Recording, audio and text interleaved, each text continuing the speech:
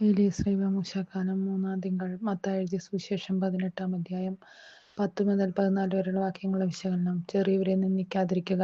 ആരാണ് ചെറിയവർ, ആരാണ് വലിയവൻ? വിപരീത വാക്കുകളാണെങ്കിലും യേശുവിനെ സംബന്ധിച്ചിടത്തോളം രണ്ട് വാക്കുകൾക്കും ഒരേ അർത്ഥമാണുള്ളത്. ഉടയവൻ ഒഴിവാക്കിയതെല്ലാം ഏറ്റവും കുറച്ചിലില്ലാതെ നല്ലതാണ്. മനുഷ്യന്റെ മനസ്സിലാണ് വിഭാഗീയതയും വേർതിരിവുകളും ഒക്കെയുള്ളത്. അതിനാൽ യേശുവിന് പറയാനുള്ളത്, വിധിക്കപ്പെടാതിരിക്കാൻ നിങ്ങളും വിധിക്കരുത്. നിങ്ങൾ വിധിക്കുന്ന വിധിയാൽ തന്നെ നിങ്ങളും വിധിക്കപ്പെടും.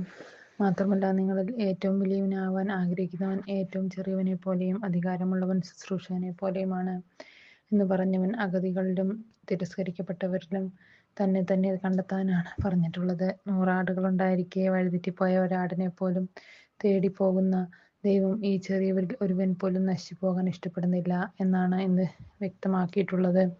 ചെറിയവരെ നിന്ദിക്കുകയും വിധിക്കപ്പെടുകയും ചെയ്യുമ്പോൾ അവരുടെ കാവൽദൂതൻ സ്വർഗസ്ഥനായ പിതാവിന്റെ മുഖം ദർശിച്ചു കൊണ്ടിരിക്കുകയാണെന്നും ഓർത്തുകൊള്ളുക.